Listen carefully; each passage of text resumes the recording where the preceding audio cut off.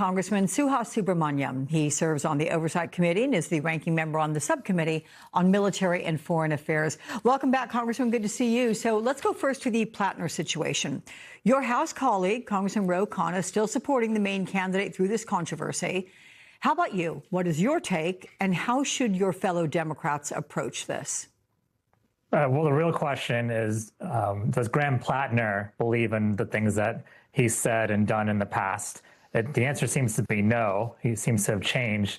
And so then do the voters believe him that he has changed and that, now he's in a position where he wants to do good in the world, he wants to serve. And so the voters will have that chance on Tuesday, and we'll see what they say, Democratic primary voters, and then Maine voters in November, because I do think he'll be the nominee. I think he still has a shot of winning this race. And I think the reason is because a lot of people are sick of the usual of what's happening in Washington, and they want change, and they don't care if the change comes from someone who has a checkered past. Look at the president himself. President Trump had a terrible past, and he still got elected twice as president of the United States. And so that's what we're dealing with now, and as people want change, and Graham Plattner certainly does offer that change. Okay, let's look ahead to next week when the House is expected to take up the $70 billion bill to fund ICE and Border Patrol. It was passed by the Senate on Thursday. Despite efforts by Democrats and some Republicans, the legislation does not contain language permanently banning President Trump's $1.8 billion anti-weaponization fund. And critics warn the fund could still be revived despite Justice Department assurances, in fact, directly from Acting Attorney General Todd Blanche, that no, it's not going to move forward. What is your takeaway, and will this bill pass in the House? It looks like all the Republicans will get on board with it. It's outrageous in so many levels. One, that they haven't completely ruled out the slush fund and the tax write-off for President Trump, essentially, and not going after his tax evasion behavior. And then you add on top of that, they're giving money to ICE and CBP. I mean, those agencies are funded for the next 5 to 10 years already. They told us that we didn't have money for food assistance, we didn't have money for healthcare tax credits and for lowering costs, but somehow they have money to fund an agency that's already been funded tenfold. Let's talk about what happened after 4 previous attempts. The House on Wednesday approved that war powers resolution halting U.S. military action in Iran. Yes, a handful of Republicans joined Democrats this time around as the peace negotiations remain stuck in limbo. So how do you respond to Secretary of State Marco Rubio, who this week warned Iran's going to think the U.S.'s hands will be tied and won't be able to do anything to them if Congress approves this resolution?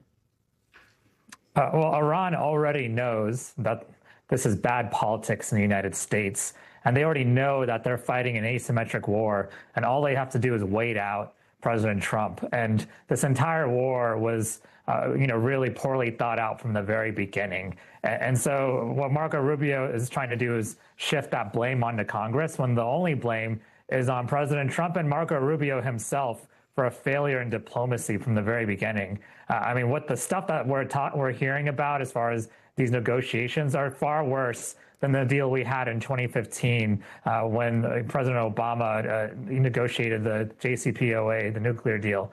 And so President Trump was the one that backed out of that deal. So Iran just went back to enriching uranium, and that's why we're here, essentially. And so this has been a failure in diplomacy, not just in Iran, but really all over the region, all over the world. And Marco Rubio trying to shift the blame to us is just laughable.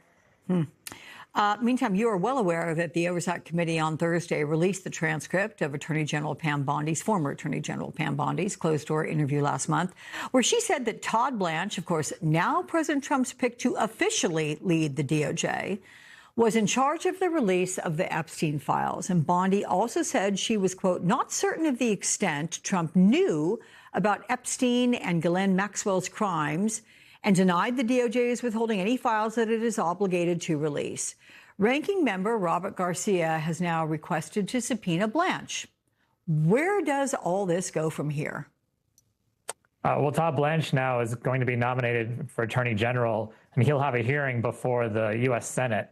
And so I think those senators should take a look at our transcript. I asked Pam Bondi several times about the Epstein files release, and she kept pushing it over to Kash Patel and Todd Blanche over and over again. The second thing she did was she didn't recall things that happened only a few months ago, whether, for instance, President Trump's name was being flagged when it showed up in the files, and whether those files were withheld. She said she didn't recall any sort of order, but really she didn't answer the question. And it's because House Republicans made sure that she wasn't under oath and that she didn't have to answer every question. But Todd Blanche will be under oath and will have to answer every question. So they should ask him the tough questions.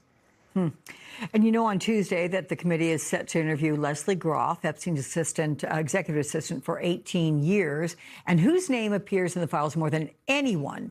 Some survivors allege Groff helped enable Epstein's crimes, but she maintains she knew nothing of Epstein's sexual abuse and trafficking.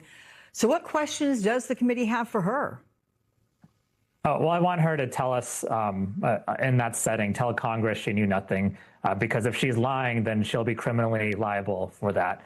Second, I want to hear all about Epstein's operation and how it worked. I want to hear about all of the people who she encountered, all of the meetings she set up, all of the names that she knows of.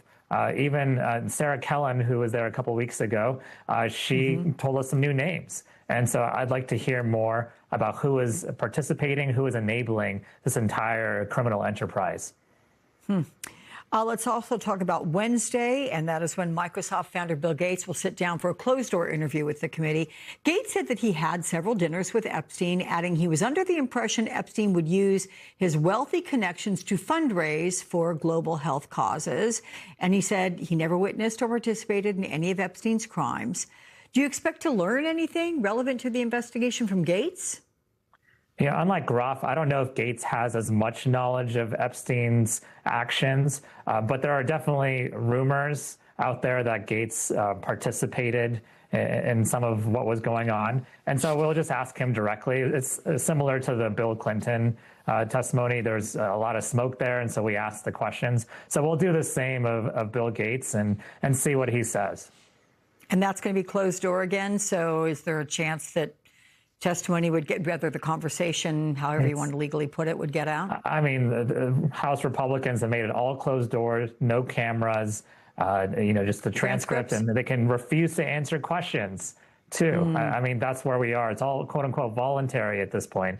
And so that's no way to conduct an investigation, which shows me that House Republicans are not serious about this.